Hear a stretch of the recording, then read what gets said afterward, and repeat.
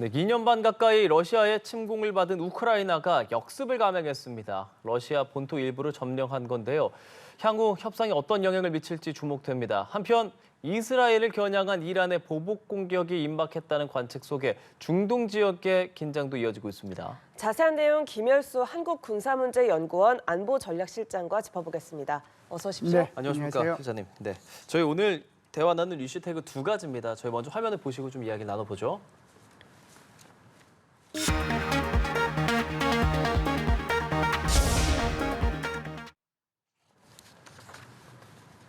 네, 본토 뚫린 러시아입니다. 러시아 우크라이나의 상황을 먼저 좀 짚어보도록 하겠습니다. 네. 우선 개괄적으로 봤을 때 우크라이나가 러시아를 기습한 거고 본토를 지금 점령하기까지 했다입니다. 지금까지 상황 조금 전해주실까요, 일단? 예, 뭐 사실상 뭐 2년 6개월 됐죠. 예. 러시아가 우크라이나를 침략한 지 2년 6개월 돼서 그리고 한 8개월 동안의 기동전이 있었고 그리고 16개월 동안에 이제 진지전이 계속이 됐거든요. 그렇죠. 그래서 러시아가 루안스크, 도네츠크, 자포리자, 헬손 지역 그리고 이제 크림 반도까지 합하면 오른쪽 이렇게 동남부 전선이 이쪽에 회랑이 이제 완전히 형성이 돼서 그것이 러시아 본토하고 연결이 되거든요. 예. 그 지역을 이제 쭉 점령해 왔는데 작년 6월 달에 이제 한번 이 우크라이나가 대반격 작전을 펼쳤는데 큰 소득이 없었어요. 사실상 어떻게 보면 진지전이 고착이 돼서 지금 예. 교착된 상태라고 볼 수 있거든요.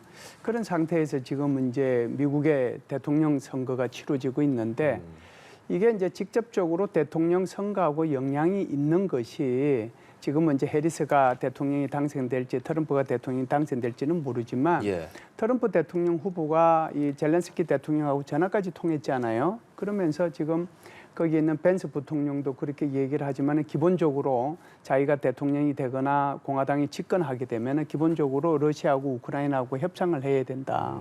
그 협상의 전제 조건이 잃어버린 영토 그냥 그거 양보하고 협상해야 된다라고 하는 거거든요.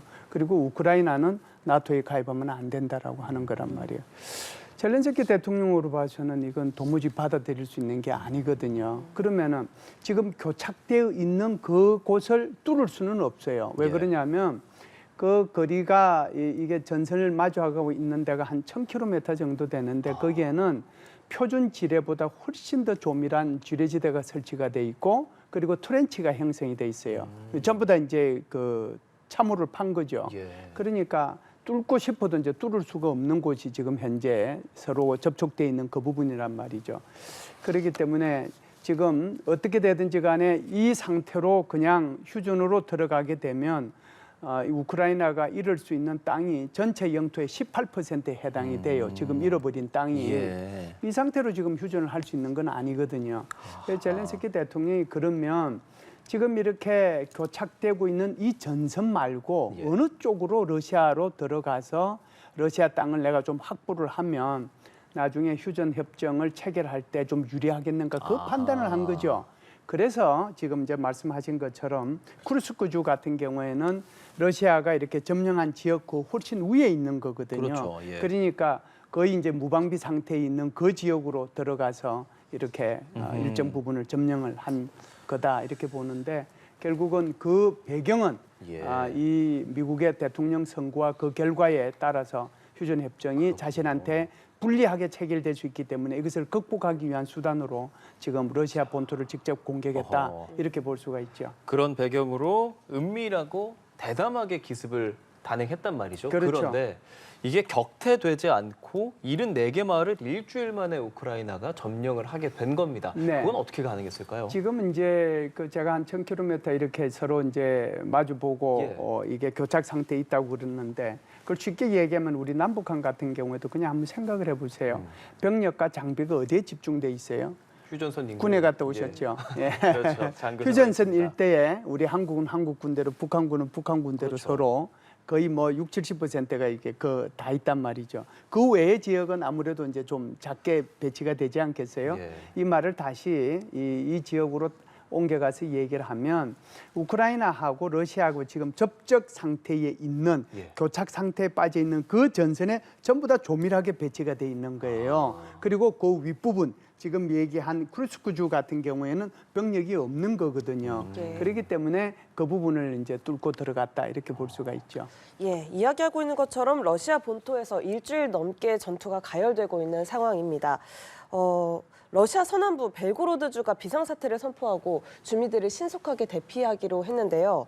그만큼 우크라이나군의 이런 갑작스러운 진격이 러시아 입장에서는 좀 당황했다, 대비가 부족했다라고 볼 수 있을까요? 그렇죠. 이제 아무래도 그쪽 지역은 대비가 부족할 수밖에 없는 거죠. 우리가 작년도 6월달 상황을 한번 생각해 볼 필요가 있는데요. 작년도 6월달에 러시아의 용병 그룹, 소위 말하는 바그너 그룹의 수장인 프리고진이라고 하는 사람 기억이 나시죠? 예, 예. 기억나죠. 그 프리고진이라고 하는 사람이 용병 부대를 이끌고 있는데 이끌었었는데 그 용병 부대하고 러시아 정규군 간에 갈등이 있었단 말이죠. 그러니까 프리고진이 러시아 정규군에 대한 것을 굉장히 비판을 많이 하면서 이 주범이 바로 쇼이구 러시아 국방부 장관이다. 그래서 나 쇼이구 국방부 장관을 처단하러 가야 되겠다라고 하면서 전선을 이탈해서 모스크바 쪽으로 진격을 했는데요. 그렇죠. 사실상 24시간 만에 모스크바 남단 125km까지 갔거든요. 한번 생각을 해보세요. 거의 한 30시간 채 남짓 되지 않아서 전선 이탈해서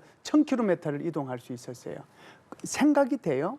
어떻게 한 30시간 남짓해서 1000km를 이동을 할 수 있어요. 그러니까 그 말의 의미는 물론 프리고진이라고 하는 사람이 용병의 수장이고 우크라이나 군이 아니기 때문에 조금 이렇게 지나가는데 큰 저항이 없었다라고도 얘기를 할 수 있지만 사실상 프리고진이 전선을 돌려가지고 머리를 돌려서 쿠데타를 일으키는 거란 말이죠. 예. 그럼에도 불구하고 그렇게 빨리 진격할 수 있었던 것은 전선 지역에는 그렇게 조밀하게 병력과 장비가 있지만 그 후방 지역에는 아무래도 느슨할 수밖에 없었다는 거죠. 그렇기 때문에 지금 말씀하신 것처럼 벨고르주 같은 경우에도 지금 빨리 이제 그 주민들을 갖다가 이제 대피시키지 않으면 안 될 수 없는 그런 상황인 거죠.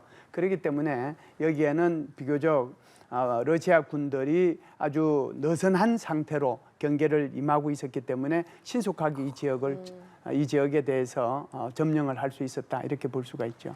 예, 러시아 입장에서는 우크라이나군의 기습 공격 그리고 조기 격퇴 실패에 좀 본토의 외국군 진입을 허용한 거는 2차 세계대전 이후 처음이다라는 이야기를 하는데요. 이런 내용으로 봤을 때 푸틴 대통령의 어떤 리더십에 타격을 줄 수도 있을까요? 엄청난 타격이죠. 예. 마을이 지금 뭐 한 7, 8일 만에 74개, 73개 뭐 이렇게 마을을 점령을 하고 그것이 우리 이제 서울과 비교해 보면은 뭐 서울의 1.3배다, 1.6배다 그러는데 그것이 1.3배든 1.6배든 그거하고 관계없이 사실상 엄청나게 고통스러운 거거든요. 사실상 그 정도의 면적이라고 하면 러시아가 지난 7개월 동안에 우크라이나로부터 빼앗은 것이 그 정도 면적이에요. 그런데 이것을 이제 거의 일주일 만에 지금 도로 빼앗긴 그런 상황이 되잖아요. 예. 그러니까 이제 이 푸틴으로 봐서는 엄청나게 리더십에 이제 타격을 받았다. 그러다 보니까 지금 일주일 사이에 지금 회의를 몇 번 했냐면 3번이나 했어요. 예. 그러니까 당황한 모습이 아주 역력하게 드러나고 있는 것이 아마 이 영상을 보신 분들이 푸틴 대통령이 발언하는 그 내용을 보면서 서방을 비방하고 하는 것들이 나오는데 그 이유가 이제 거기에 있거든요.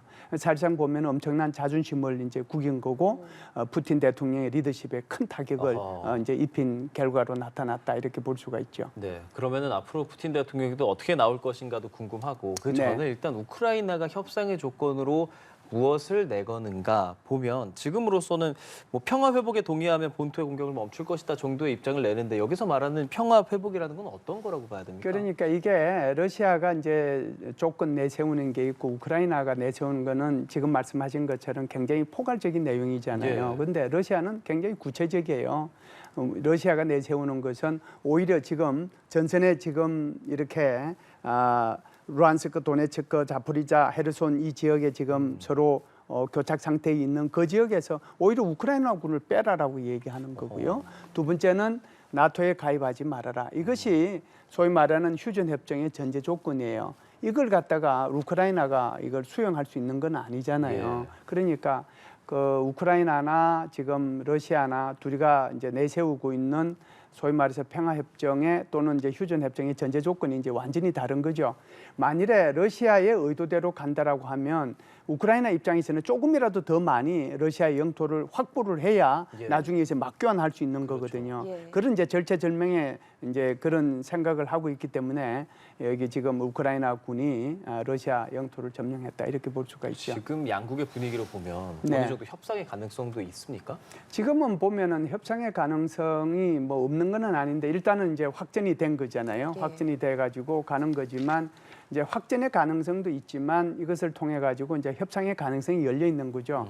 오히려 이렇게 이제 우크라이나 군이 러시아 땅으로 들어갔기 때문에 협상의 여지가 줄어들었다라고 생각하는 사람들이 예, 예. 있을지 모르지만 저는 그 반대라고 생각을 해요. 그래요? 만일에 우크라이나 군이 지금 러시아 땅으로 하나도 안 들어가고 현재처럼 계속해서 교착 상태에 있다라고 하면 러시아 양보할 게 하나도 없어요. 현재 땅 그대로 자기가 가지고 그리고 우크라이나를 하여금 나토에 가입 못하게 하고 이것이 전제 조건이다. 그리고 이것이 소위 말해서 트럼프와 공화당이 지금 요구하는 그 조건이기도 하거든요.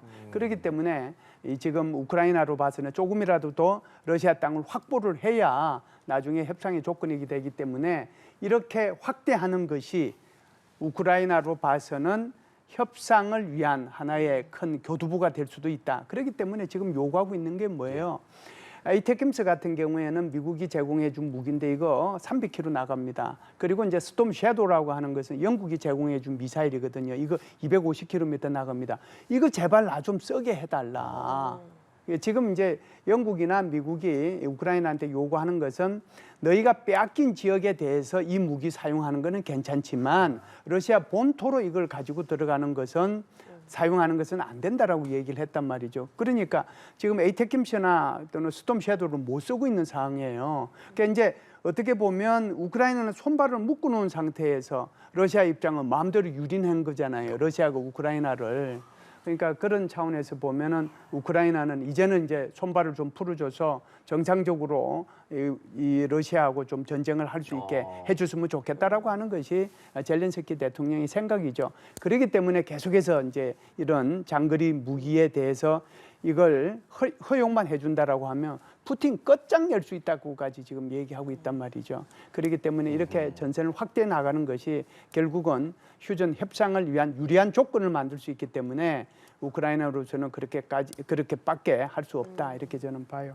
예, 우크라이나는 또 러시아 본토를 공격하는 명분으로 접경 지역에 있는 러시아군의 병력을 좀 분산시켜서 접경 지역에 있는 자국민을 보호하겠다라는 이야기도 하고 있는데요. 또 한편 러시아군은 쿠르스크에 병력을 보강하고 있고요. 뭐 앞서서 협상 가능성 이런 이야기도 좀 하긴 했지만 이렇게 되면은 교전 장기화를 좀 예상해 볼 수 있지 않겠습니까? 그렇죠. 교전 장기화도 되는 거죠. 이제 결국은 지금 이제 우크라이나가 점령한 지역 그거 그냥 그대로 놔두면은 계속해서 이제 돌파가 일단 들어가서 돌파가 됐잖아요. 돌파가 점점 구멍이 커지겠죠. 예. 그러니까 돌파가 더 확대가 된단 말이죠. 돌파가 더 확대되면은 우크라이나가 훨씬 더 많은 러시아 땅을 차지할 수 있을 거잖아요. 이걸 막아야 돼요. 그럼 어디서 가져와야 돼요? 그 병력이 다른 지역에 있는 병력이 오거나 그렇지 않으면은 루안스크 도네츠크 주에 있는 이제 동부 돈바스 지역이 있죠. 동부 돈바스 지역에 있는 러시아군 일부를 빼가지고 그쪽 지역으로 보내야 될 거 아니에요. 그렇다 보면은 그쪽 지역은 이제 전선이 또 좀 느슨해지겠죠. 전선이 느슨해지면 우크라이나가 다시 이제 돌파할 수 있는 그런 기회가 또 생기겠죠. 아마 그런 차원에서 보면 지금 이 전선이 소위 말해서 돌파된 지역이 더 이상 확대되지 않도록 하기 위해서 러시아가 다른 곳에 있는 병력들을 이쪽으로 집중할 가능성이 있다. 이렇게 보는데 그렇게 되면은 이제 당분간은 이게 뭐라고 할까요? 좀 전선이 좀 전쟁이 조금 더 확대될 것이고 종국적으로는 협상을 위한 어떤 조건들이 갖춰져 가고 있지 않겠는가 이런 생각은 해요. 예, 당분간 좀 지켜볼 만한 게 좀 많아 보이고요. 지금 러시아 우크라이나 상황에 대한 배경과 전망에 대해서 짚어봤고요. 저희 두 번째 이슈 태그로 좀 넘어가 보겠습니다.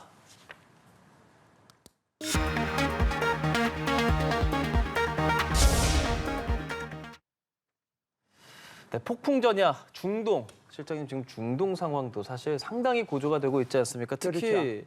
이제 한이의 암살 이후에 더 예. 그런 것이 좀 심해지고 있는데 일단 지금 상황에 대해서 좀 개괄적으로 말씀해 주시죠. 아무래도 이제 헤즈볼라 최고 지도자를 이스라엘에서 이제 그 암살을 하고 예. 또 어떻게 보면은 그 페제스키안 이게 이란의 대통령이긴 하지만 이란의 대통령이 취임한 날이 7월 31일이잖아요. 그런데 이분이 굉장히 온건파거든요. 온건파인데 이 온건파가 이렇게 취임식을 하는데 하니에라고 하는 하마스의 정치 지도자가 여기에 참석을 했는데 이 사람을 갖다가 암살한 거잖아요. 그러니까 예. 하마스 소위 말하는 헤즈볼라 지도자도 암살을 하고 여기는 하니에도 암살을 하고 하니까 헤즈볼라 입장에서는 이스라엘에 대해서 보복을 안 할 수가 없는 거고 이란의 입장에서도 한번 생각을 해보세요. 예. 이란의 입장에서 보면은 내가 아무리 온건한 그런 대통령으로 국민들의 선택을 받아서 당선이 됐다고 하더라도 내 이 취임을 축하하기 위해서 하마스의 정치 지도자가 여기에 참석을 했는데 이것을 암살을 했단 말이죠. 예. 이것은 우리가 흔히 얘기하는 주권 침해에 해당이 되는 거예요. 그렇잖아요. 주권을 침해해서 있는 건데 이걸 그냥 아무것도 안 일어난 것처럼 무시하고 지나갈 수는 없는 거잖아요. 그 이란으로 봐서도 이스라엘에 대해서 응징보복을 할 수밖에 없는 그런 상황이 조성이 된 거죠. 예. 예. 이 친이란 세력이 시리아에 있는 미군 기지를 공격한 일이 있었고요. 또 헤즈볼라가 이스라엘 군부대를 겨냥해서 수차례 로켓 공격을 또 감행한 걸로 전해졌습니다.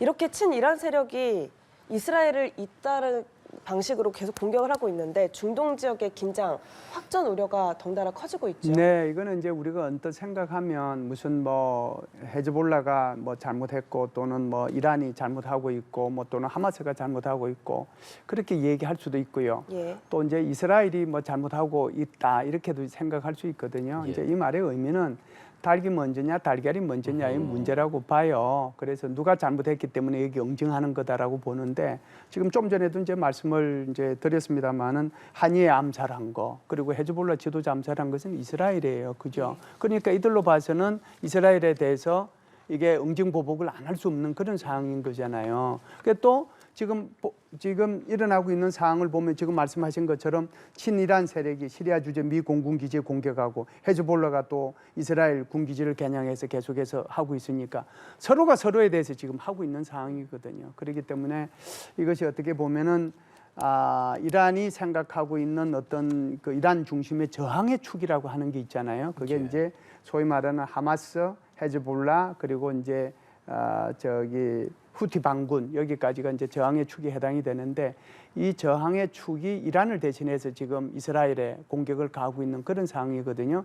여기에 이란까지 이제 나서게 되면은 예. 본격적인 이제 이스라엘과 이란의 전쟁이 되는데 이란의 입장에서 이게 나설 것인지 그렇지 않으면은 조금 자제할 것인지 좀 이따가 뭐 혹시 논의가 예. 되면 말씀을 드리도록 하겠습니다. 지금 말씀해 주신 것처럼 이란이 나설 것이냐 그 부분을 예. 미국은 약간 경제적인 걸로 조금 압박을 하고 있잖아요. 네네. 그렇기 때문에 과연 미국이 중간에 이제 좀 중재로 나서면 네. 갈등에 좀 실마리가 찾아질까 이 부분도 궁금한데요.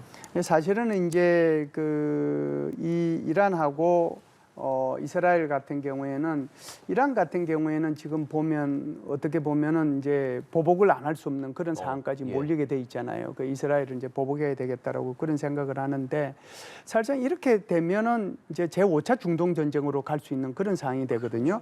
그런데 페제스키안이라고 하는 이 사람이 굉장히 그 온건한 사람인데 이 사람이 가지고 있는 기본적인 생각이 세계와 소통하겠다, 미국과 관계 개선하겠다라고 하는 생각을 기본적으로 가지고 있는 사람이에요. 그런데 이제 지금 상황에서 이스라엘하고 전쟁을 해버리면은 이것이 이제 제5차 중동전으로 커져버리잖아요. 예. 그렇기 때문에 지금도 이란이 여러 가지 경제적으로 제재를 받고 있는데 이건 이제 헤어날 수 있는 길이 없는 거거든요. 그러면 명분을 살려야 되는 거잖아요.